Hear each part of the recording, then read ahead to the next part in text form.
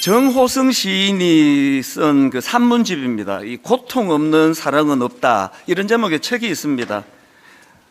제가 작년 성금요 예배 때도 잠시 인용했었는데요.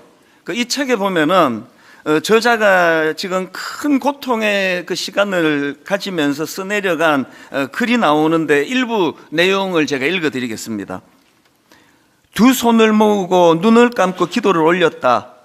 한순간 산산조각난 내 삶의 고통이 한꺼번에 몰려왔다. 누가 내 심장을 두 손으로 꽉 쥐고 짜는 것 같았다. 무슨 일인지는 자세히 알 수 없지만 이 표현이요, 누가 내 심장을 두 손으로 꽉 쥐고 짜는 것 같았다.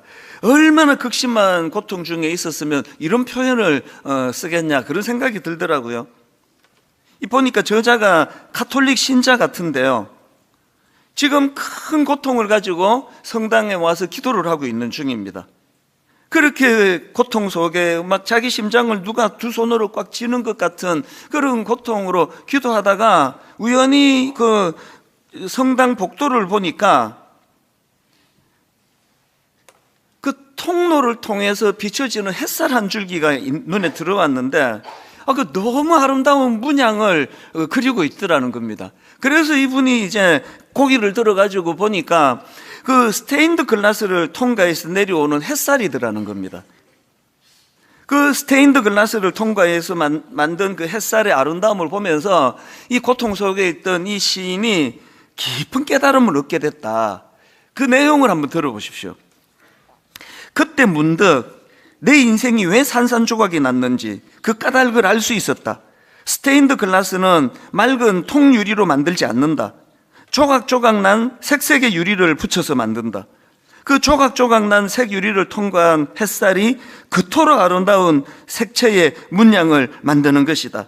그렇다면 내 인생이 산산조각 난 까닭 또한 내 인생을 아름답게 만들기 위한 것이다.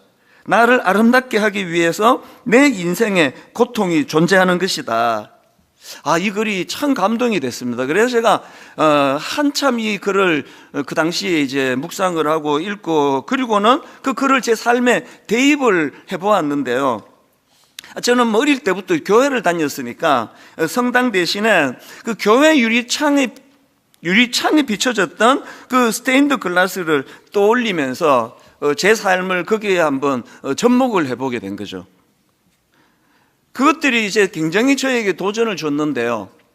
제가 오늘 이 본문 말씀을 묵상하다가 그 책이 생각이 나가지고 그때 이제 그 책 제가 인용하고 어떤 분이 찾아왔길래 이제 그걸 제가 선물로 줘버렸는데 이번에 다시 구입을 했어요. 그 한 대목 때문에.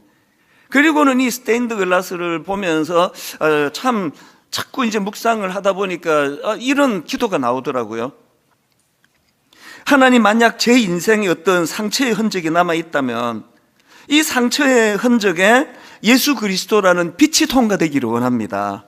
그래서 제가 받은 상처로 인해 더 아름다운 인생으로 변화되게 해주시고, 그리고 뿐만 아니라 제가 받은 이 상처의 흔적이 오히려 상한 마음으로 괴로워하는 성도들을 비추어주는 아름다운 스테인드 글라스 같은 목사가 되게 해주시기를 원합니다.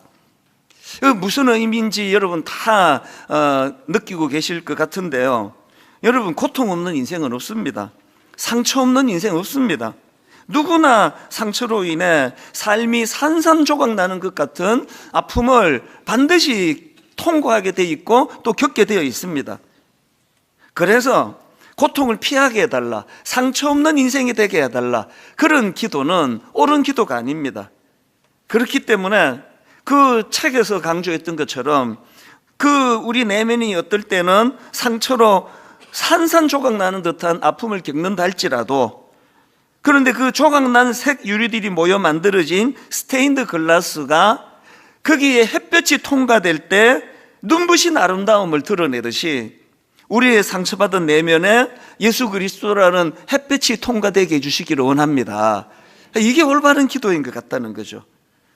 그렇게 예수 그리스도라는 햇빛이 우리의 상처를 통과하게 된다면 우리 상처들이 오히려 누군가에게는 위로가 되고 우리 상처들이 오히려 누군가에게는 용기가 될 수 있다는 것, 이건 저는 목회자로서 굉장히 많이 경험하는 그런 내용입니다.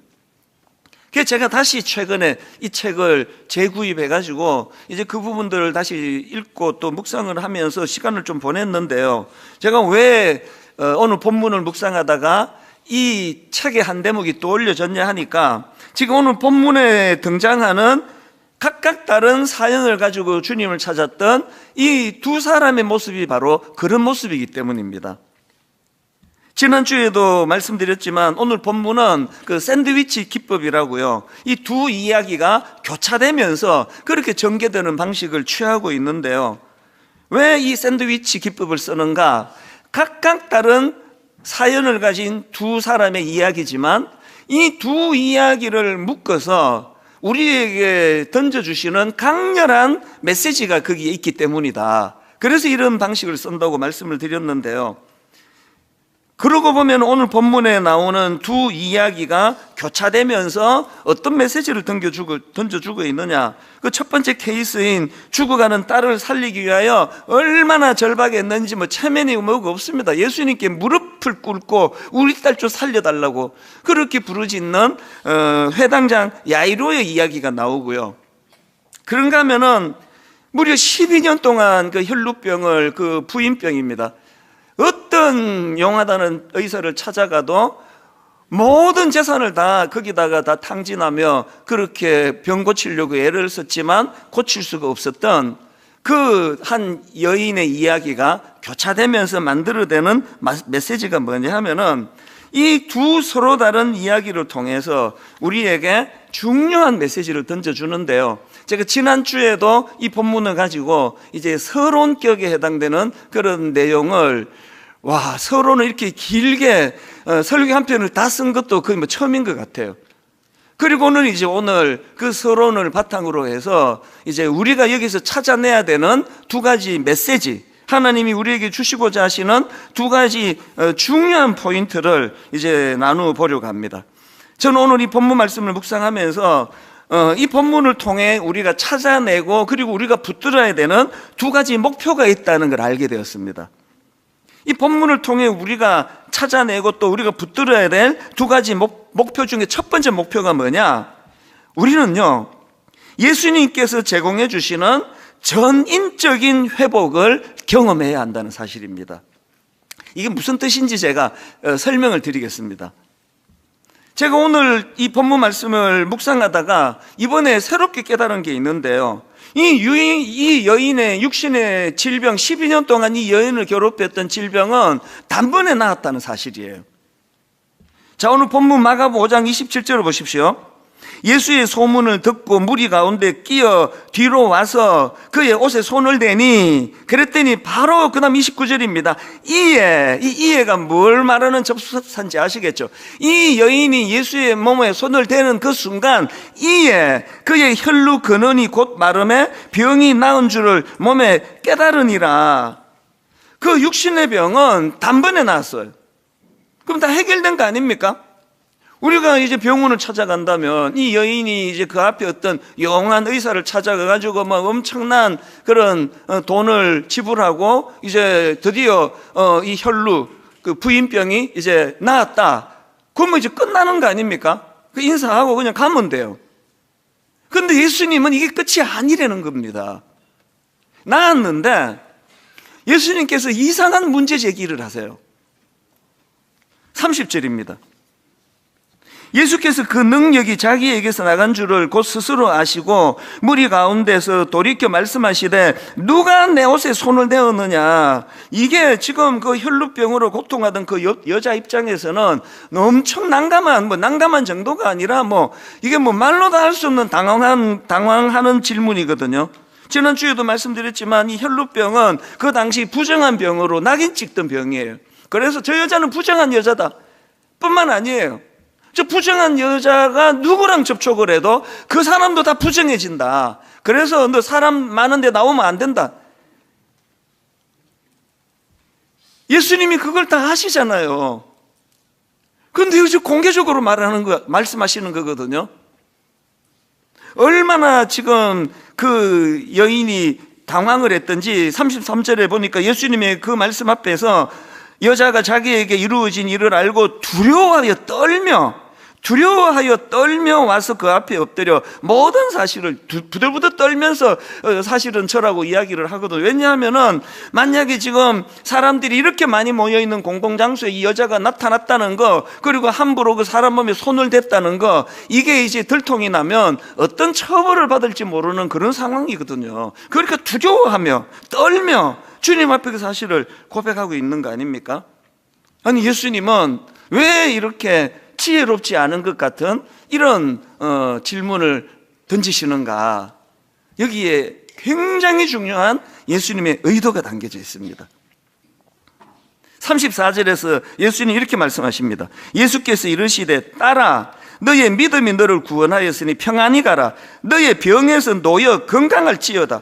아니, 그 앞에 이게 34절이고요. 그 앞에 29절에 보니까 이미 그 여인의 병이 나았단 말이죠. 근데 뭐 새삼스럽게 주님이 뭐 네 병에서 놓여 건강할지어다, 이거 왜 하시느냐고요. 여러분, 지금 예수님의 기준으로 보면은요, 이 여인이 괴롭힘을 받던 12년 동안 자기를 괴롭혔던 혈루병이 낫는 그것도 귀한 일이지만 그게 다가 아니라는 거죠.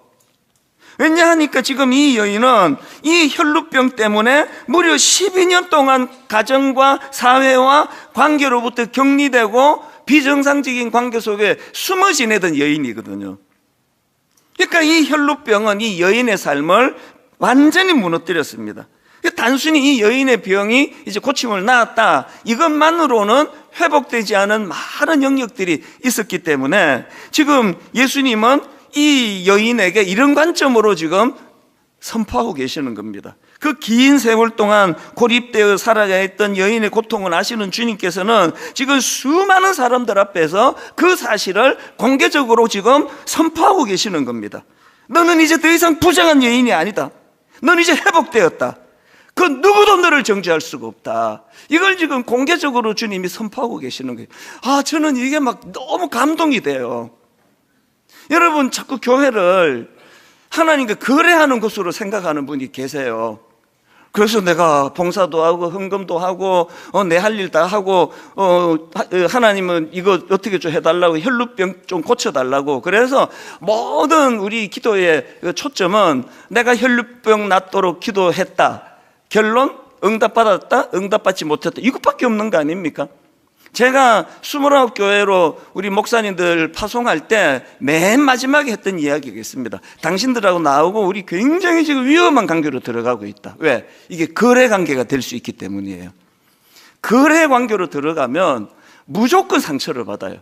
100가지를 해줘도 101가지 안 해준 것 때문에 마음에 채워지지 않는 그런 그 결핍감으로 관계가 깨지는 게 인간이거든요. 하나님과 우리 관계를 돌아보셔야 돼요.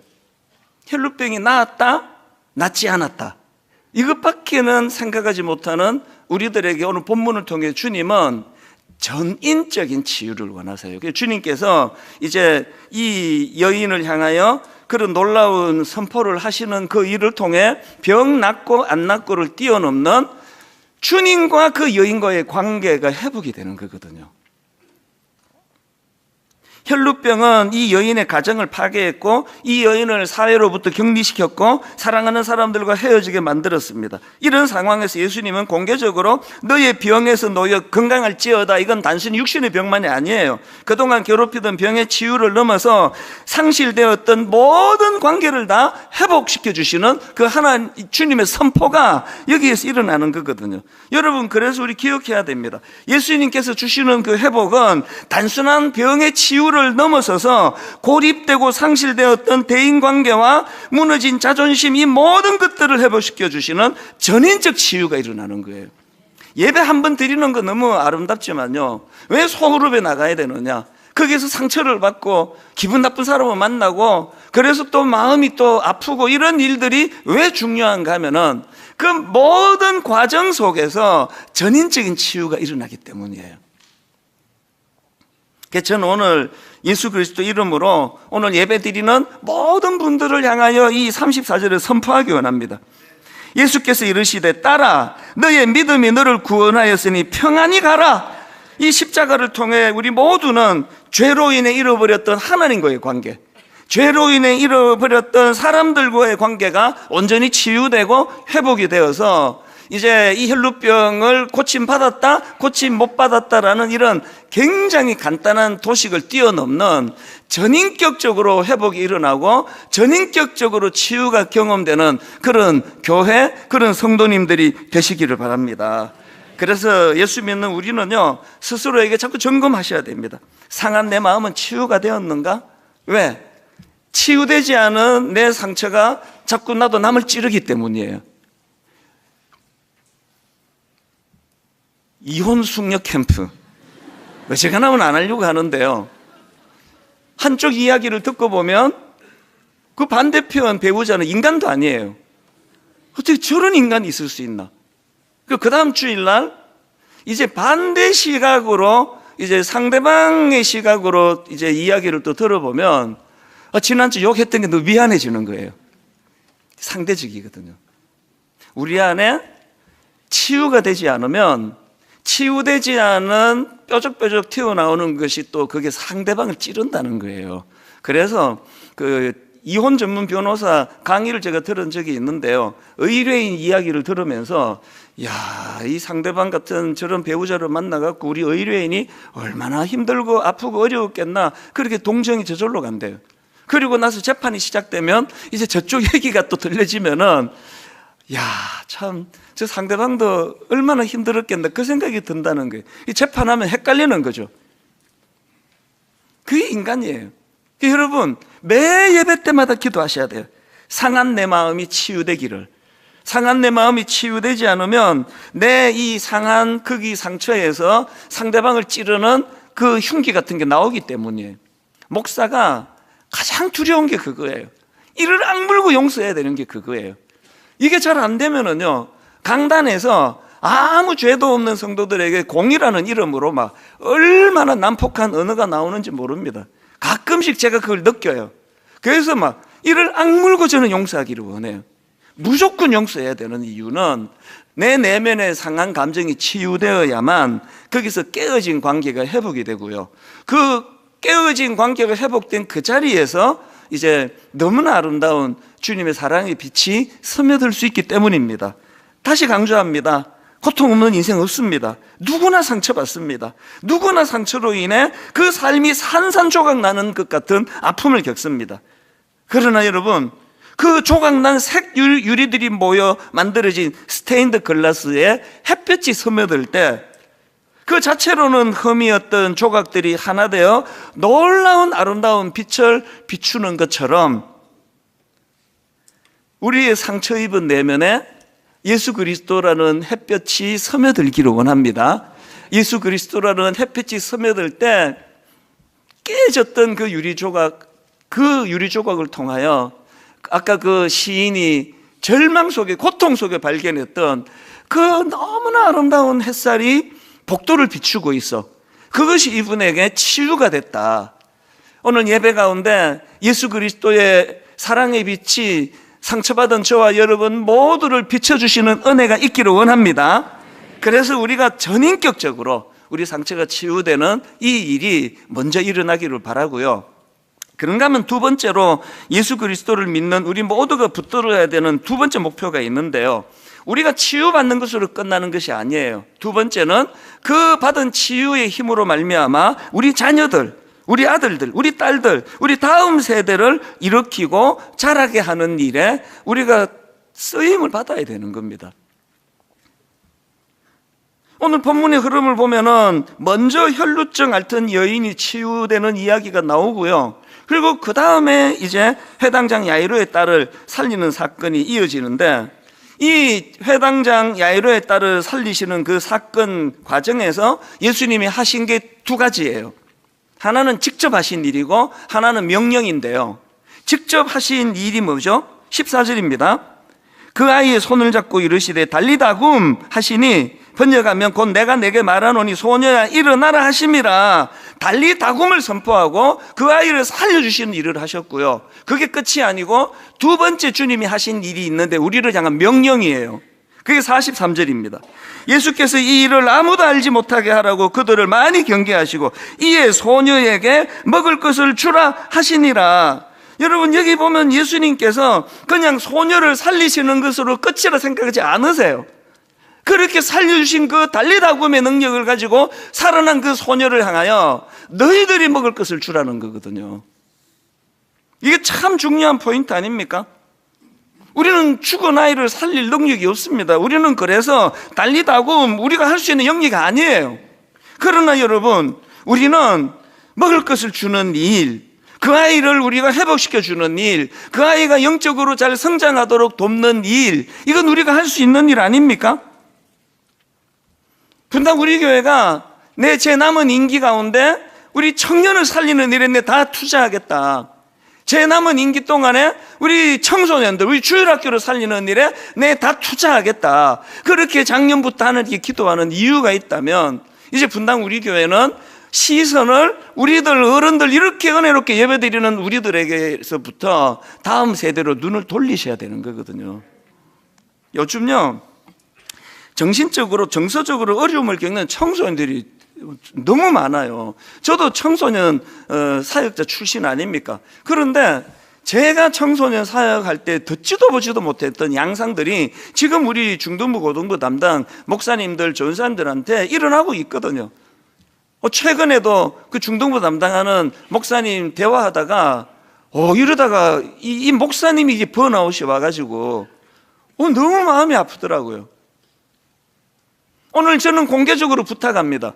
여러분, 지금 이 악한 세상 속에서 이 너무나 여린 그 속살 같은 우리 아이들이 지금 너무나 많은 정신적으로 정서적으로 어려움을 겪고 있습니다. 목사님 한 분으로 그 일을 할 수가 없습니다. 제가 오늘 공개적으로 여러분께 호소하는데요, 우리 성도님들 중에서 그 심리치료 관련한 전문적인 일을 하시는 분들, 이런 분들이 좀 자원해 주셔서 전문 팀을 만들기를 원해요. 여러분들의 그 직장 생활과 또 생업을 위하여 애쓰시는 가운데 물질만 하나님께 11조 드리는 거 아니에요. 여러분의 재능의 10분의 1을 우리 다음 세대, 우리 어린 중고등학생들에게, 우리 대학생 청년들에게 좀 투자해 주시기를 바랍니다. 그 아이를 우리가 회복시켜 줘야 되고 치유해 줘야 돼요. 그리고 뿐만 아니라 홈페이지에 지금 다 올려드렸는데요, 좀 유료로 좀 그 가족이 페이를 하더라도 진짜 유능한 이런 기관이나 또 의사나 상담가가 있다면 추천해 주시면요, 우리가 그 기관을 소개해 드릴 수가 있거든요. 이제는 우리가 하나님 앞에서, 여러분이 왜 샌드위치 기법을 통해서 이게 먼저 시작한 것은 야이로의 딸 이야기인데 왜 이 여인이 혈루병을 먼저 낳는 게 나오고 그 다음에 이 아이가 살아나는 기록이 연이어 나오느냐. 그거 여러분, 제가 그 대한항공이나 아시아나 탈 때마다 늘 겪는다는 거 여러분 아시죠? 비행기 타고 딱 앉으면 저는 그게 항상 저에게 메시지예요. 만약에 비행기가 어려움을 만나고 바다에 빠지거나 이런저런 어려움이 생기면 산소 마스크가 내려올 겁니다. 그러면 아이 먼저 끼우려고 하지 말고 본인이 먼저 끼우세요. 산소 마스크를 본인이 먼저 잘 쓰시고 그리고는 약자들을 도우세요. 이게 비행기 탈 때마다 제게 들려오는 영적인 메시지예요. 왜 이 샌드위치 기법을 통하여 시작은 야이로의 딸의 죽음 이야기로 시작을 하는데 왜 먼저 이 혈루병 여인이 고침받는 게 먼저 기록이 되느냐? 산소 마스크를 우리가 먼저 껴야 돼요. 이게 우리가 사명이에요. 치유되는 게 여러분의 사명입니다. 여러분의 상처를 방치하지 않는 게 여러분의 사명입니다. 반드시 회복이 일어나야 됩니다. 드디어 여러분의 산산조각난, 그래서 이것 때문에 나는 정상적인 삶을 살 수 없다고 생각하는 깨진 유리조각 같은 우리 내면이, 거기에 예수 그리스도의 햇볕이 스며드는 일이 일어나기를 원합니다. 그 치유된 아름다움을 가지고 이제는 다음 세대 청년들, 젊은이들 살리는 일을 해야 된다는 겁니다.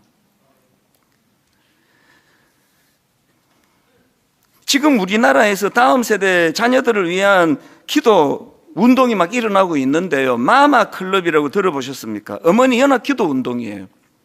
이 마마 클럽은요, 2008년도에 6명의 평범한 어머니들이 모여 기도회로 시작을 했습니다. 그랬는데 이 작은 어머니들 기도 모임이 불씨가 돼가지고 지금은요, 전국의 35개 지역으로 확장되고, 한번 뭐 3.1절 이런 때 한번 모여서 기도하자 그러면 막 어떨 때는 막 몇만 명씩 모여서 기도한대요. 이 일을 시작한 분이 조금역 권사님이신데요. 대단한 분입니다. 그냥 평범한 한 교회 권사님이세요. 그런데 이 권사님에게 하나님이 사명을 주신 거예요. 그 마음에 지금 이 땅에 다음 세대가 무너지고 있다, 어머니들이 깨어 기도해야 된다, 그 마음의 부담을 주셨기 때문에 거기에 이분이 순종한 거예요. 그냥. 그래서 이제 기도의 자리로 자기 모든 삶을 거기에 이제 투자하는 걸로 다 바쳤는데요. 이분이 하는 고백을 한번 들어보십시오. 저는 그날 이후, 하나님께서 그에게 이 마음의 다음 세대를 향한 부담을 주신 이후, 저는 그날 이후 다음 세대를 위해 무릎 꿇는 일이 내 인생의 사명임을 깨달았습니다. 그 이후로 이 조금역 권사님 가시는 곳마다 다음 세대를 위한 기도의 불씨가 일어나고, 그 기도의 불씨를 옮겨 붙이고, 그 일을 지금도 지치지 않고 하고 계세요. 솔직히 말씀드리면요, 저한테도 이제 그런 그 연합 어머니 기도회 말씀 좀 전해달라고 부산에서 이게 태동이 됐거든요. 근데 저는 참 어떻게 생각하면 이게 옳은 건가는 생각도 들기는 합니다. 저는 분당 우리 교회를 하나님이 허락하신 그 목사이기 때문에 제가 분수에 맡기를 저는 원합니다. 그래서 그를 여러 차례 초청을 해도 못 간다, 저는 못 간다, 이런 이야기를 계속 해왔거든요. 그런데 이 본문을 가지고 묵상을 하는 그 과정에서 계속 제 마음에 울림이 있는 거예요. 분당 우리 교회 한 부서가, 한 중등부가, 한 고등부가 살아나서 될 일이 아니기 때문이에요. 여러분, 저는 여러분에게 오늘 눈물로 호소합니다. 회당장 야이로의 딸이 고침받기 이전에 12년 혈루병으로 고통받던 그 여인이 먼저 치료가 일어난 것처럼, 오늘 분당 우리 교회 예배 가운데 여러분 내면의 상함이 좀 치료되기를 원합니다. 언제까지 그 문제 때문에 평생을 다 허비하고 사시겠냐고요. 좀 꿈을 가지고, 하나님 내 아픈 상처가 치유만 될 수 있다면 이제 저도 다음 세대를 위하여 기도하는 어머니가 되겠습니다. 기도하는 아버지가 되겠습니다. 저는 오늘 이 두 가지 우리에게 하나님께서 주셨던 그 숙제가 있다고 생각하는데요. 다시 강조합니다. 여러분 내면에 상함, 아픔, 트라우마, 거기에 예수 그리스도의 햇볕이 비춰지기를 원합니다. 깨진 스테인드 글라스를 통과할 때 너무나 아름다운 문양이 그 햇볕을 통해 드러나는 것처럼 그 일이 먼저 일어나고, 그리고는 이제 야이로의 딸을 살려주신 주님께서 이렇게 우리에게 명하십니다. 이제 그 살아난 그 아이에게 먹을 것을 주는 일은 너희들이 해라. 제가 오늘 설교 제목을 살리신 주님, 콤마하고 먹이는 공동체, 이렇게 잡아봤는데요. 제목이 저는 흡족합니다. 살리신 주님, 콤마하고 먹이는 공동체. 분당 우리 교회는 다음 세대를 영육간에 먹이는 공동체가 되기를 바라요. 젊은 청년들이 여세 동안 주눅이 들고 취업은 안 되고, 취업됐다가도 금방금방 어려움을 겪어가지고 또 낙심이 오고, 그런 젊은이들에게 영육간에 용기를 주고 힘을 북돋아주는 먹을 것을 주는 교회. 참 어제 일인데요. 이제 이 설교를 이제 다듬고 있는데 연락이 왔어요. 우리 행정 목사님한테 연락이 와서 우리 청년부의 그 순장 하는 자매가 목사님을 좀 만나고 싶다고 연락이 왔어요. 저는 토요일 날에는 대통령이 불러도 안 가는 사람이에요. 그리고 단 한 번도 부른 적도 없습니다. 어떤 데도 가지 않아요. 무슨 집회 어떤 데도 가지 않은데요. 어제는 이 청년 순장에게 연락이 왔다 그래서 오후에 좀 만나자 그래라. 그리고는 오후에 자매를 만났어요. 청년 순장을 원래 처음 하면서 상처를 받는 거죠. 그래서 그걸 갖고 목사님한테 제가 여쭈어 보려고 좀 뵙자 그랬습니다. 그래서 1시간 가까이 위로도 해주고 격려도 하고 깨우침도 주고 그렇게 시간을 보내고 제가 돌아서면서 마음이 참 기뻤습니다. 오늘 우리 교회가 저부터 시작해서 우리 다음 세대들의 고민을 들어주는 교회, 그들의 어떤 고민을 가지고 찾아올 때 우선순위를 거기에다 두는 교회, 그래서 우리 청년들이 늘 먹을 것을 영육간에 공급해주는 교회, 그렇게 기억되는 교회가 되기를 저는 원합니다. 오늘 이 말씀을 마무리하면서 여러분 한 가지 촉구합니다. 이제 수요일 오전마다 어머니 기도회가 있는데 이번 학기 들어서 기도가 지금 터지기 시작했어요. 그래서 저는 이 5월 한 달 동안에 어머니 기도회 수요일 오전입니다. 드림센터에 우리 모든 어머니, 이름이 어머니 기도회지만 아버지도 오셔도 됩니다. 하루 월차 내고 오세요. 이 5월 한 달 동안에 우리 다음 세대를 위하여 복잡한 스케줄 다 빼기로 했습니다. 설교 길게 안 하기로 했습니다. 기도하는 데다가 마음을 다 쏟아서 우리 다음 세대를 위하여 기도하는 그런 교회가 되기를 원합니다.